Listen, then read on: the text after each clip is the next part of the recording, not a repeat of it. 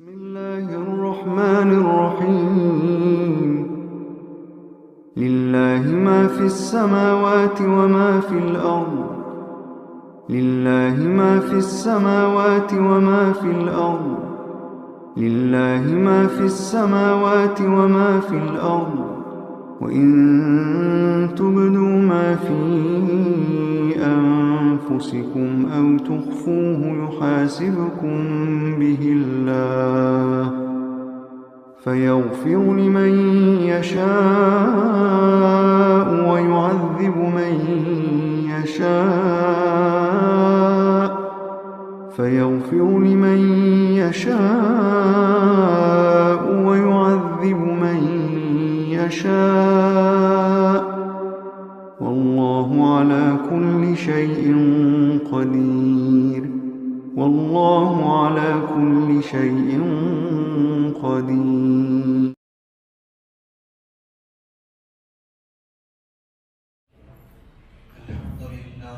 الحمد لله رب العالمين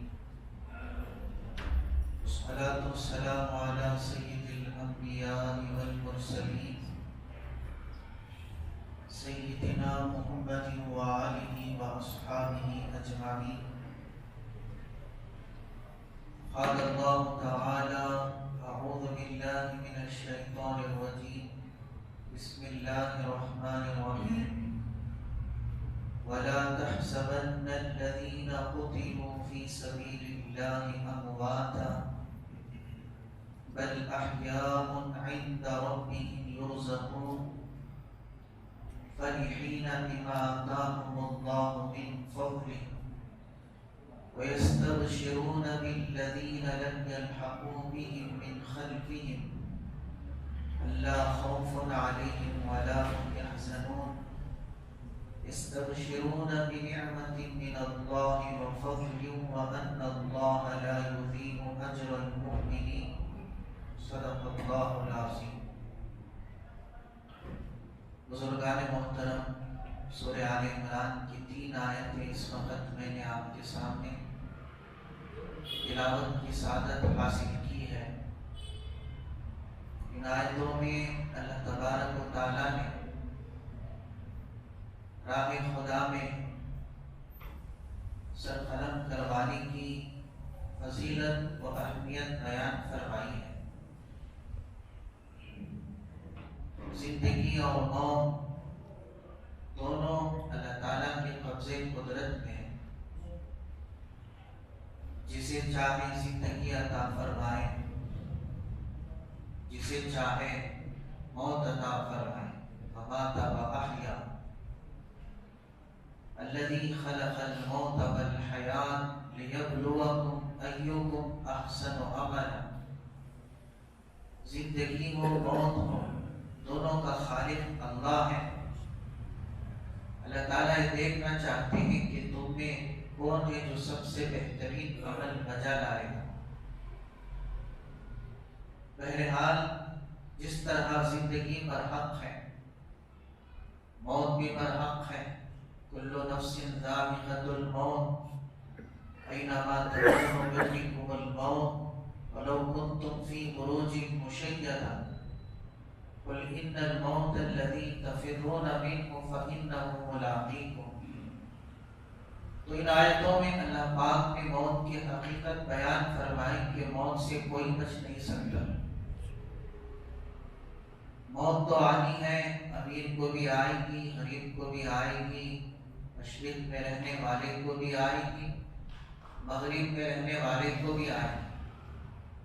لیکن سب سے بہترین موت وہ موت ہے کہ بندہ اپنی جان کو اللہ کے راہ میں قربان کر دے، جس کو ہم شہادت کے نام سے یاد کرتے ہیں. تو یہ وہ موت ہے کہ جس کو حاصل کرنے کے لیے مقربین بکثرت بارگاہ خداوندی میں دعا فرمایا کرتے تھے. اس لیے کہ شہید کا جو مرتبہ اور جو مقام ہے اللہ تبارک و تعالیٰ نے جس طرح بیان فرمایا. ایک تو سورہ بقرہ میں اللہ نے یوں فرمایا وَلَا تَقُولُوا لمن یقتل فی سبیل اللہ اموات، جو اللہ کی راہ میں شہید ہو جاتے ہیں انہیں مردہ مت کہو، بل احیاء، بلکہ وہ زندہ ہیں، اس طرح زندہ ہیں، ولکن لا تشعرون، اس کا احساس تمہیں نہیں ہو سکتا کہ وہ کس طرح زندہ ہے۔ سورہ آل عمران کی ان آیتوں میں جن کی میں نے آپ کے سامنے تلاوت کی، اللہ نے یہاں یوں فرمایا، کہنا تو بہت دور کی بات، وَلَا تَحْسَبَنَّ الَّذِينَ قُتِلُوا فِي سَبِيلِ اللَّهِ أَمْوَاتًا، اپنے ذہن و خیال اور گمان میں بھی یہ بات نہ لاؤ کہ جو لوگ راہ خدا میں شہادت پائی وہ مردہ ہیں۔ کہنا تو بہت دور کی بات ہے، دل و دماغ میں یہ وہم بھی مت پیدا کرو، ہرگز یہ گمان بھی نہ کرنا ان لوگوں کے سلسلے میں جو لوگ اللہ کی راہ میں مر گئے وہ مردہ ہیں، جو اللہ کی راہ میں قتل کیے گئے، جنہوں نے شہادت پائی وہ مردہ ہیں اوروں کی طرح جس طرح جو مرتے ہیں، بلکہ بل احیاء عند ربهم، بلکہ وہ حضرات زندہ ہیں اپنے پروردگار کے پاس، یرزقون، کھاتے پیتے ہیں۔ آپ جانتے ہیں کہ مرنے کے بعد عالم برزخ میں، قبر میں ہر کسی کی روح لوٹا دی جاتی ہے، مسلمان ہو کافر ہو۔ ابھی دفنائے زیادہ وقت نہیں لگتا، دفن کرنے والے جب واپس ہوتے ہیں تو اس قدر روح فوراً مردے میں لوٹا دی جاتی ہے کہ مردہ چلنے والوں کی آواز کو بھی قبر میں سنتا ہے۔ تو پھر اس کے ساتھ اچھا ہے تو اچھا معاملہ ہوتا ہے، برا ہے تو برا معاملہ ہوتا ہے۔ لیکن جو شہداء ہیں، اللہ کی راہ میں شہادت پانے والے، ان کی زندگی ان سے بالکل مستثنا ہے۔ وہ کس طرح ہو سکتا ہے جس طرح دنیا میں زندہ تھے ویسے ہی زندہ ہو؟ تو اس پر بہت سارے مشاہدات بھی بطور واقعے کے سامنے آتے ہیں کہ کئی زمانہ بیت جاتا ہے دفنائے ہوئے، لیکن جب کسی وجہ سے قبر کھودی جاتی ہے یا کبھی قبر منکشف ہو جاتا ہے تو پھر جیسے جس طرح دفنانے کے وقت باڈی تازہ تھی، جسم تر و تازہ تھا، بالکل ویسے ہی رہتا ہے۔ لیکن حضرات مفسرین نے فرمایا اس کی کون سی صورت ہے اللہ ہی بہتر جانتے ہیں کہ کس طرح اللہ تبارک و تعالیٰ انہیں قبروں میں زندہ رکھتے ہیں، کس طرح دائمی حیات سے نوازتے ہیں، اور کس طرح اللہ تبارک و تعالیٰ انہیں جنت سے روزی کا انتظام کرتے ہیں۔ ان آیتوں کی شان نزول میں یہ جو 3 آیتیں نازل ہوئی، ابو داؤد نے صحیح اسناد کے ساتھ حضرت ابن عباس رضی اللہ تعالیٰ عنہما سے روایت کیا ہے، غزوہ احد میں جو مسلمان شہید کر دیے گئے، اللہ کے حبیب پاک صلی اللہ علیہ وسلم نے حضرات صحابہ سے فرمایا جو تمہارے بھائی راہ خدا میں شہید کر دیے گئے ان کے سلسلے میں تمہیں غمزدہ ہونے کی کوئی ضرورت نہیں ہے۔ اللہ تبارک و تعالیٰ نے ان کا بڑا اعزاز و اکرام کا معاملہ فرمایا۔ محبوب خدا صلی اللہ علیہ وسلم نے ارشاد فرمایا کہ شہیدوں کی ارواح کو، ان کی روحوں کو اللہ تبارک و تعالیٰ نے سبز پرندوں میں داخل کر دیا اور ان پرندوں کو آزاد کر دیا۔ اب وہ سبز پرندے جنت میں جہاں چاہیں اڑتے پھرتے ہیں، جنت کی نہروں اور باغات کے پھلوں سے روزی حاصل کرتے ہیں۔ پھر عرش رحمان کے نیچے جو مندریں معلق ہیں ان میں داخل ہو جاتے ہیں۔ تو اس طرح اللہ تبارک و تعالیٰ نے شہیدوں کے ساتھ انعام و اکرام کا معاملہ فرمایا۔ تو جو راہ خدا میں جنہوں نے شہادت پائی، حسرت حسرت کے ساتھ انہوں نے یوں کہا کہ اے کاش ہمارے حالات کی خبریں کوئی ہمارے متعلقین کو بتا دے تاکہ ان کا غم دور ہو جائے۔ جس صدمے میں وہ مبتلا ہیں، دنیا سے ہمارے رخصت ہونے پر وہ ماتم کرتے ہیں، یا یہ کہ وہ ہم پر آنسو بہاتے ہیں، دکھی میں مبتلا ہیں، پریشان ہیں، کوئی ہمارے حالات کی خبر انہیں بتا دیتا کہ ہم کس قدر خوش ہیں، تو انہیں بھی خوشی ہوتی کہ کس قدر اللہ تبارک و تعالیٰ نے ہمارے ساتھ اعزاز و اکرام کا معاملہ فرمایا۔ انہیں بھی معلوم ہو جاتا تو وہ بھی اللہ کی راہ میں گردن کٹانے کی کوشش کرتے۔ تو اللہ نے فرمایا پریشان ہونے کی تمہیں کوئی ضرورت نہیں، تمہارے حالات کی اطلاع تمہارے متعلقین تک بطور قرآن کے ہم کریں گے۔ تو اللہ نے ان آیتوں کو نازل فرمایا کہ جو لوگ راہ خدا میں قتل کیے جاتے ہیں ہرگز انہیں مردہ مت کہو، اس لیے کہ وہ زندہ ہیں اور اللہ کے یہاں انہیں روزی دی جاتی ہے۔ فرحین بما آتاہم اللہ، وہ خوشی کا اظہار کرتے ہیں ان تمام چیزوں سے جو کچھ اللہ نے انہیں اپنے فضل سے عطا فرمایا۔ وَيَسْتَبْشِرُونَ بِالَّذِينَ لَمْ يَلْحَقُوا بِهِم مِّنْ خَلْفِهِمْ، اور وہ خوشی حاصل کرتے ہیں ان لوگوں سے جو ابھی تک جن کی ان سے ملاقات نہیں ہوئی، اس بات کی خوشی کہ ان قریب ہمارے متعلقین، ہمارے بھائی، ہمارے رشتہ دار، وہ بھی اللہ کی راہ میں شہید ہو کر ہمارے ساتھ آ کر ملاقات کریں گے، اور اللہ انہیں بھی وہ سب کچھ عطا فرمائے گا جو ہمیں عطا فرمایا۔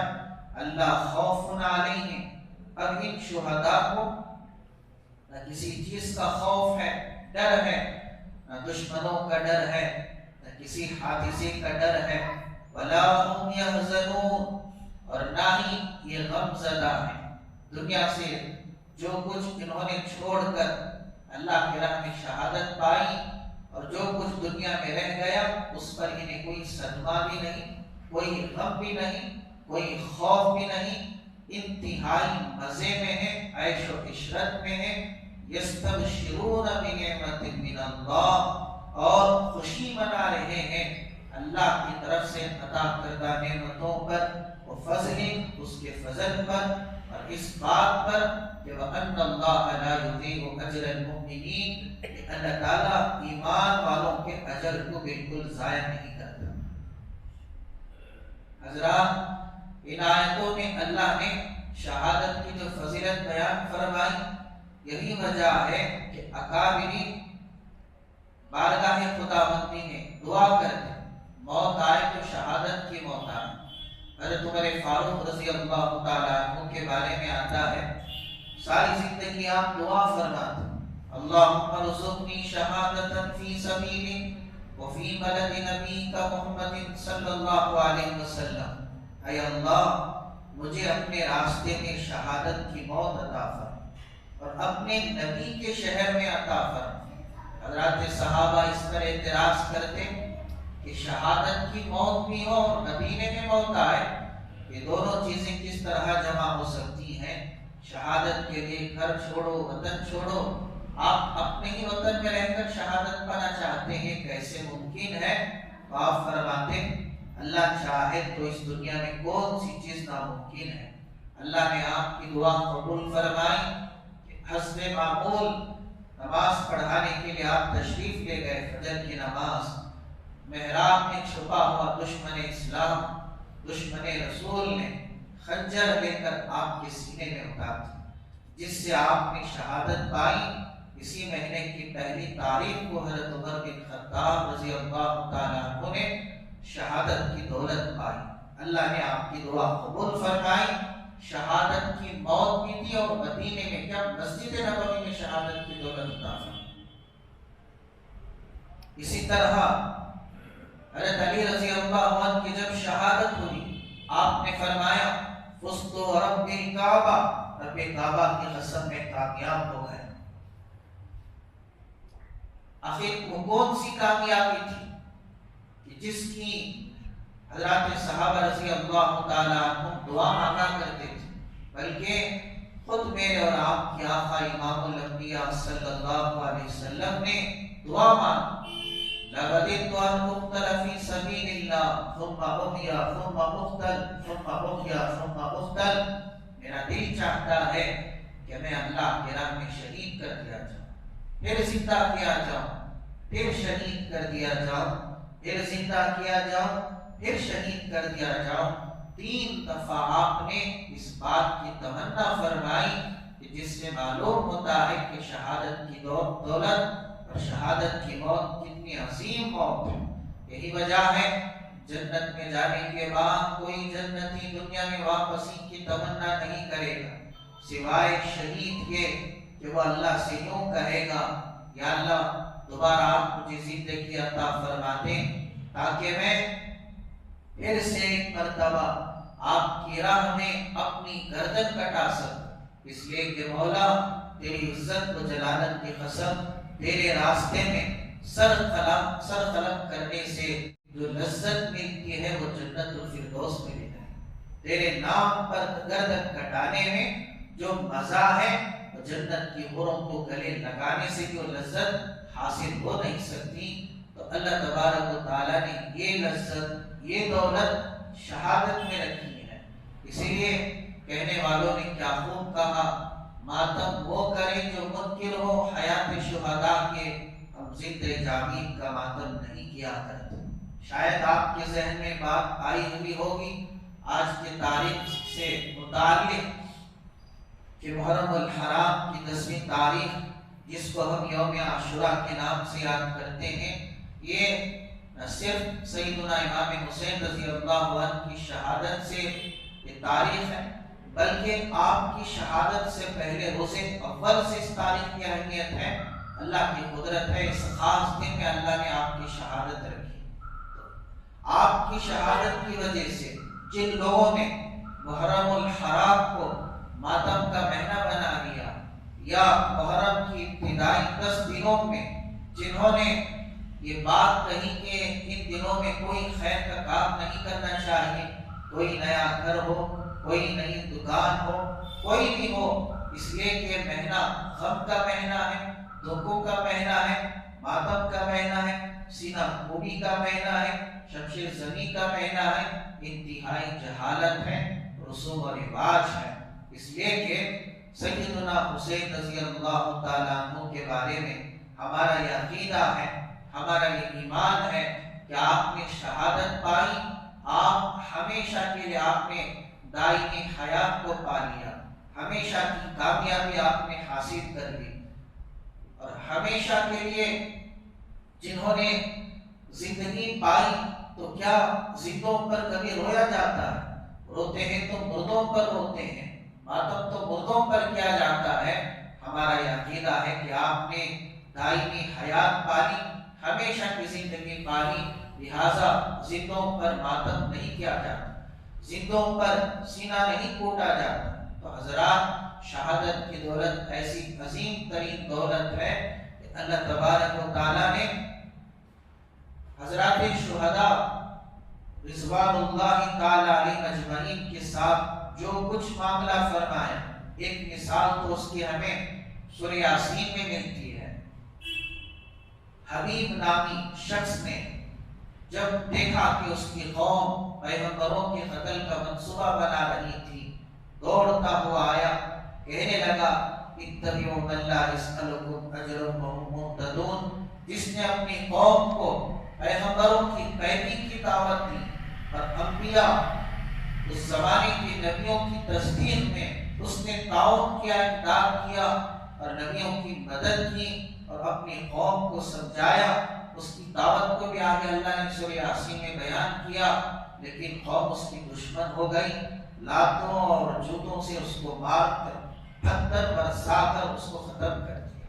جب وہ بندہ شہید ہو گیا تو اس سے کہا گیا قیلت ادخل الجنہ، کہ جنت میں داخل ہو جا، تو اس نے بڑی حسرت سے کہا قال یا لیت قومی یعلمون، اے کاش میری قوم کو معلوم ہوتا کہ اللہ نے میرے ساتھ کیا اعزاز و اکرام کا معاملہ فرمایا، بما غفر لی ربی وجعلنی من المکرمین، اللہ نے میری کس طرح مغفرت کی، کس طرح مجھے معزز لوگوں میں بنا دیا، اور بما غفرنی ربی وجعلنی من المکرمین، جو کچھ اللہ نے میرے ساتھ اعزاز اور اکرام کا معاملہ فرمایا، کاش اس کی اطلاع میرے قوم کو ہوتی۔ تو حضرات، اللہ کی راہ میں جو شہید ہو جاتے ہیں، اللہ جو کچھ انہیں نوازنے والے ہیں، جو کچھ انہیں عطا فرمانے والے ہیں، اللہ ہی سب سے زیادہ بہتر جانتے ہیں۔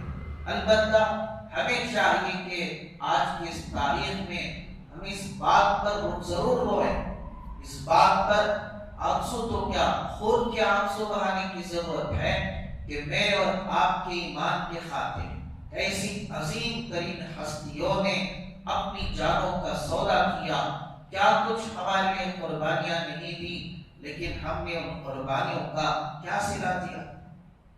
ہم نے کس قدر ان قربانیوں کا حق ادا کیا؟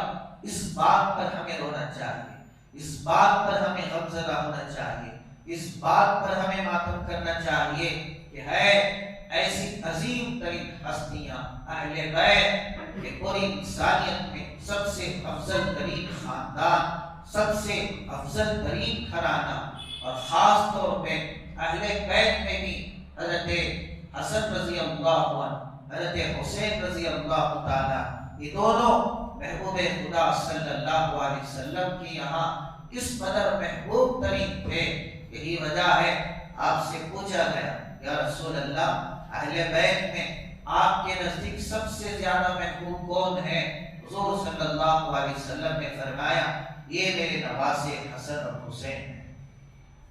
آپ نے اتنی محبت فرمائی، آپ فرمایا کرتے، وما ریحانیہ من الدنیا، حسنین کریمین یہ میرے دنیا کے دو پھول ہیں، جنت کے پھول ہیں، یہ خوشبودار پھول ہیں۔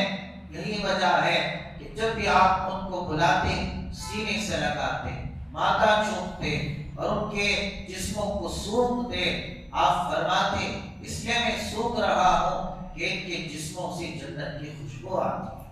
یہ وہ مبارک بچے ہیں کہ اللہ کے حبیب پاک صلی اللہ علیہ وسلم نے فرمایا، سیدہ شباب اہل الجنہ الحسن والحسین ابھی ماں کے گود میں کھیل رہے تھے، اسی وقت محبوب خدا نے جنت کی بشارت تو کیا، جنت کی سرداری سنا دی کہ یہ میرے بچے جنت کے نوجوانوں کے سردار ہیں۔ اور اللہ کے محبوب نے اتنی محبت فرمائی تا قیامت جس کی مثال نہیں ملتی کہ کوئی نانا آپ ایسا دکھاؤ کہ اپنے کندھے پر اپنے نواسوں کو بٹھا کر بھرے بازار میں چکر لگاتا ہو۔ دونوں جہاں کے بادشاہ امام الانبیاء صلی اللہ علیہ وسلم اس زمانے میں جبکہ عرب میں بچوں کو پیار کرنا، بوسہ دینا عیب مانا جاتا تھا، لیکن اس دور میں میرے اور آپ کے نبی ان بچوں کو کندھوں پر بٹھا کر بازاروں میں، راہوں میں آپ چکر لگایا کرتے تھے۔ حضرت عمر فاروق رضی اللہ تعالیٰ عنہ نے دیکھا، کہنے لگے، کیا کہنے، کیا بہترین سواری ہے کہ دونوں جہاں کے بادشاہ سواری بنے ہوئے ہیں۔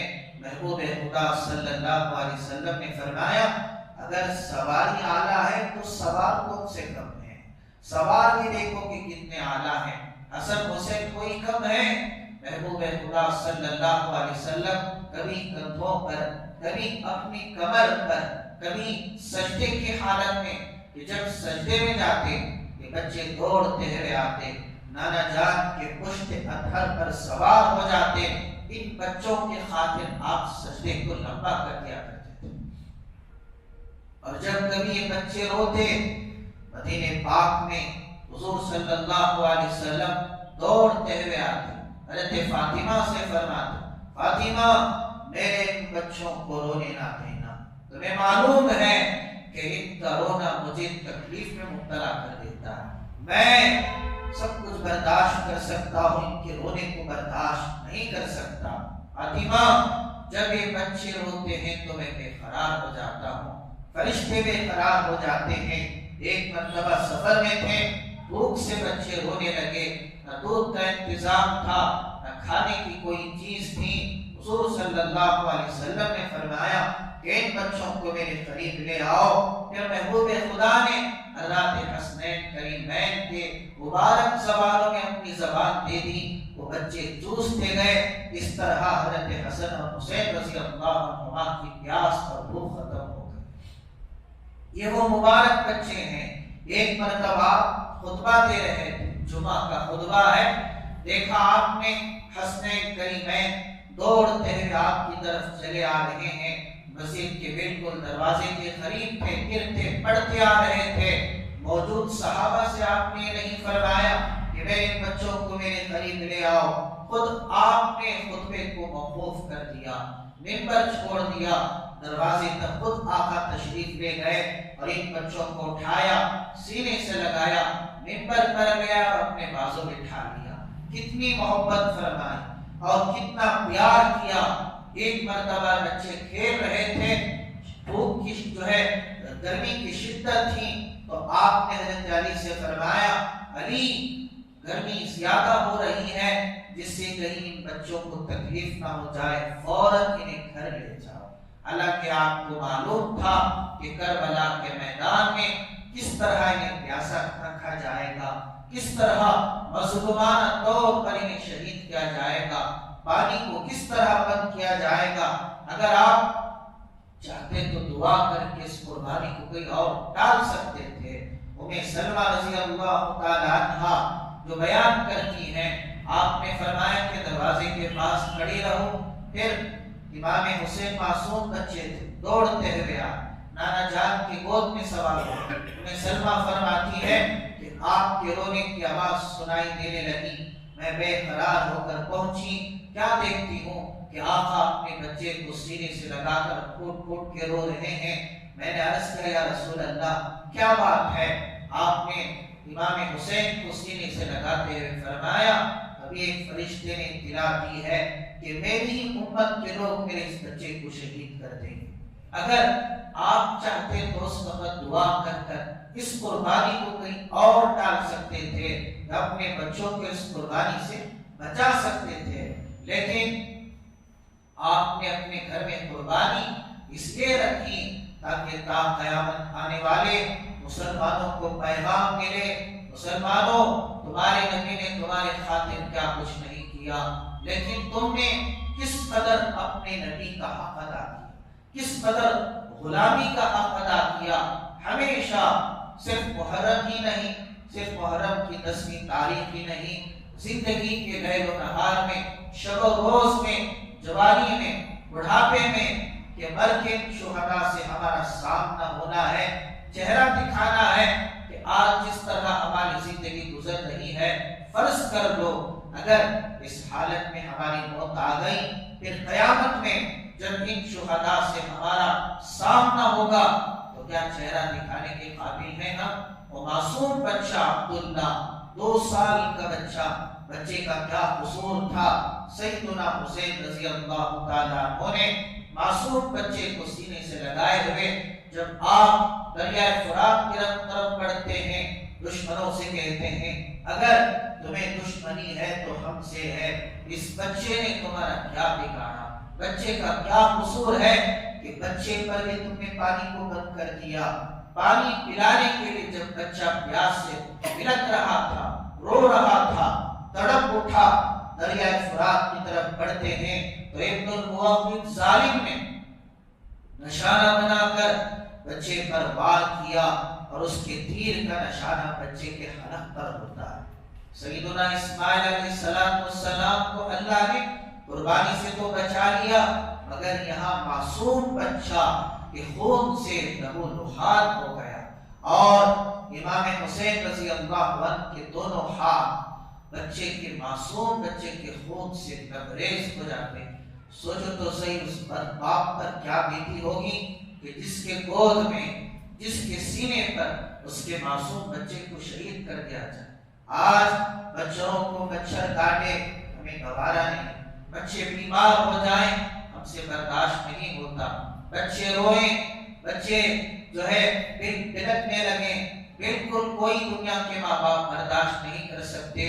وہ کیسا باپ ہے سیدنا حسین رضی اللہ تعالی، ہمارے سارے ماں باپ قربان کیا جگر ہے، وہ کیا سینہ ہے، وہ کیا صبر ہے، وہ کیا حوصلہ ہے، وہ کیا استقلال ہے، وہ کیا استقامت ہے، وہ کیا مضبوط ترین ایمان پہاڑ کی طرح، پھر بھی آپ صبر میں تھے۔ اگر انہی خون سے لبریز اپنے ہاتھوں کو آسمان کی طرف کیا، فرمایا یا اللہ اگر تو اس حال میں بھی مجھ سے راضی ہے تو میں بھی تجھ سے راضی۔ کوئی الہ نہیں، کوئی شکایت نہیں۔ آج معمولی حالات پر ہم اپنے اللہ سے مایوس ہو جاتے ہیں، ناشکری میں مبتلا ہو جاتے ہیں، حتیٰ کہ کفریہ الفاظ زبان پر لاتے ہیں اور یوں کہتے ہیں کہ اللہ نے ہمارے ساتھ نعوذ باللہ انصاف کا معاملہ نہیں کیا، فلاں کو اتنا دیا ہمیں کچھ نہیں دیا، فلاں کے پاس ایسا ہے ویسا ہے، ہمارے ساتھ اللہ نے ایسا کر دیا۔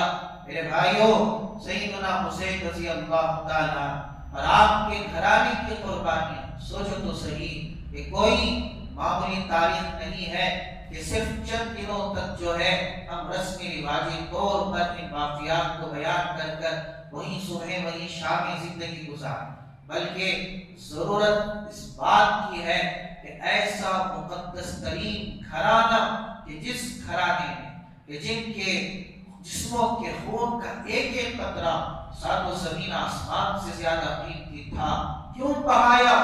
کیا پیغام ہمیں دیا جا رہا ہے؟ اس لیے نہیں کہ تم خرافات میں مبتلا ہو جاؤ، اس لیے نہیں کہ تم بدعات میں مبتلا ہو جاؤ، اس لیے کہ سمجھو شہادت کا مرتبہ کیا ہے، سمجھو شہادت کا پیغام کیا ہے، شہدائے کربلا کا میسج کیا ہے۔ یہی ہے کہ جب بھی اللہ کے راہ میں موقع ملے شہادت کو سینے سے لگا، اور اسی طرح زندگی میں دیکھو کہ اگر دین میں کوئی بگاڑ آ جائے، تمہاری خاموشی نہ صرف تمہاری بزدلی ہے بلکہ تمہارے ایماندار نہ ہونے کا ثبوت ہے، دلیل ہے۔ صحیح معنوں میں اگر تم مومن ہو، مسلمان ہو، صحیح معنوں میں تمہیں اہل بیت سے محبت ہے، صحیح معنوں میں تمہیں شہدائے کربلا سے سچی محبت ہے، اس محبت کا حق اور اس محبت کا تقاضا یہ ہے کہ من رأى منکم منکرا فلیغیرہ بیدہ، اگر دین میں کوئی بگاڑ دیکھو، ہاتھ سے روکنے کی طاقت ہو تو ہاتھ سے روک دو، اگر ہاتھ سے نہیں روک سکتے تو زبان سے روک دو۔ یہی پیغام ہے شہدائے کربلا کا کہ اپنے جیتے جی میری ذات میں، میرے گھر والوں میں، میرے پڑوس میں اور میرے علاقے میں دین میں کوئی کمی آئے اور میں زندہ رہوں اور میں خاموشی کا اختیار کر لوں، یہ اہل بیت سے محبت کی نشانی نہیں ہے۔ گردن کٹتی ہے کٹ جا، سارا خاندان قربان ہوتا ہے ہو جائے، لیکن پیغام یہ ہے کہ اینقص الدین وانا حی، کہ میرے زندہ رہتے ہوئے دین میں رائی کے دانے کے برابر بھی کوئی کمی نہیں آ سکتی۔ یہ پیغام کربلا کے میدان سے دیا جا رہا ہے، لیکن سن کر سنا کر نہ دوسروں کی فکر تو چھوڑیے، خود کے بارے میں کیا احساس ہے، فرائض میں، سنتوں میں، سنتیں تو چھوڑیے کہ آج ہم خود اپنے ایمان اور اعمال کا محاسبہ کر لیں کہ ہمارے ایمان میں کتنی گرمی ہے کہ جو ہمیں فجر کی نماز پر آنے کے لیے بے قرار کر دے۔ افسوس ہے ہماری زندگیوں پر، پھر بھی ہم کہتے ہیں کہ امام حسین کے ماننے والے ہیں۔ اللہ صحیح معنوں میں شہدائے کربلا کے صدقے میں ہماری اصلاح فرمائے۔ اللہ موت تو آنی ہے، اللہ ایسی موت ہے، اس حال میں موت ہے کہ اللہ بھی ہم سے راضی ہو، اس کے نبی بھی ہم سے راضی ہو۔ زندگی کا اکثر حصہ منمانی اور نفس کی غلامی میں تو گزر گیا، بقیہ جو زندگی ہے اللہ ہمیں قبول فرما کر دین کے لیے جینے والا بنائے، دین کے لیے مرنے والا بنائے اور اپنی راہ میں شہادت کی موت نصیب فرمائے۔ درود شریف پڑھیں۔ اللهم لك الحمد كله ولك الشكر كله وصل على حبيبك سيدنا ومولانا محمد وبارك وسلم۔ ربنا آتنا في الدنيا حسنة وفي الآخرة حسنة وقنا عذاب النار۔ اے اللہ ہم سب کے گناہوں کو معاف فرما، ہم سب کے خطاؤں کو درگزر فرما۔ اے اللہ جس طرح زندگی برحق ہے، موت بھی برحق ہے، اے اللہ کتنے جنازے ہم نے اپنے آنکھوں سے دیکھے ہیں اور اپنے متعلقین کو رشتہ داروں کو کس طرح ہم نے قبروں میں اتارا ہے. ہمارے لیے بھی جنازہ طے ہے، کفن طے ہے، قبریں طے ہیں. کوئی موت سے بچا نہیں سکتا. موت تو آئے گی، لیکن آج اس مبارک دن میں ہم سب تیرے بارگاہ میں ایسی موت مانگتے ہیں کہ اس حال میں موت دے کہ اللہ ایمان پر کوئی دھبا نہ ہو. اے اللہ تو ہم سے راضی ہو، تیرے نبی ہم سے راضی ہو، تجھے راضی کر کے مرنے کی توفیق عطا فرما. اگر تو ہم سے ناراض رہا تو پھر ہماری بربادی میں کوئی شک نہیں. یا اللہ اپنی ناراضگی دور کر دے، ہمیں معاف کر دے. یا اللہ ہمیں معاف کر دے. نافرمانیوں کی حالت میں موت آنے سے بچا لے، بری موت سے بچا لے. یا اللہ بری موت سے بچا لے. یا اللہ تیرے راستے کے، اے اللہ تیرے راستے میں شہادت والی موت نصیب فرما، سجدے میں موت نصیب فرما. اے اللہ کلمے والی موت عطا فرما. اے اللہ موت سے پہلے موت کی تیاری کی توفیق عطا فرما. اے اللہ جس لین میں اور جس شعبے میں جو بگاڑ ہے تو ہی ہماری رہبری کر سکتا ہے. تو قادر ہے یا اللہ، تیرے لیے کوئی چیز مشکل نہیں ہے. ہم بھٹک گئے ہیں اے اللہ، ہم راستہ بھول چکے ہیں اے اللہ، کمزور ہیں اے اللہ، بار بار گرتے رہتے ہیں. تو ہی ہے، تیری رحمتوں کا سہارا ہے. جسے تو بچا لے اسے کوئی نہیں گرا سکتا، جسے تو چھوڑ دے اسے کوئی نہیں بچا سکتا. اے ارحم الراحمین، بے شک ہم گندے ہیں پھر بھی تیرے ہی بندے ہیں. یا اللہ رحم فرما، کرم فرما، احسان فرما. شہدائے کربلا کے صدقے میں ہمیں بھی قبول کر. اے اللہ بیماروں کو شفا دے، قرضداروں کے قرضوں کو ادا فرما، مرحومین کی مغفرت فرما. جب تک زندگی رہے عزت کی زندگی عطا فرما. ایمان پر ہمیں اور ہماری نسلوں کو استقامت نصیب فرما. اور اے اللہ جب موت کی گھڑی آئے خاص نظر کرم فرما کر اپنے فضل سے، اپنے کرم سے، اپنی رحمت سے ہم سب کی زبانوں پر کلمہ شہادت نصیب فرما. ہماری دعاؤں کو محض اپنے فضل و کرم سے حضرت رسول اللہ صلی اللہ علیہ وسلم کے صدقے و فعل میں قبول فرما. سبحان ربک رب العزت عما یصفون وسلام علی المرسلین والحمد للہ.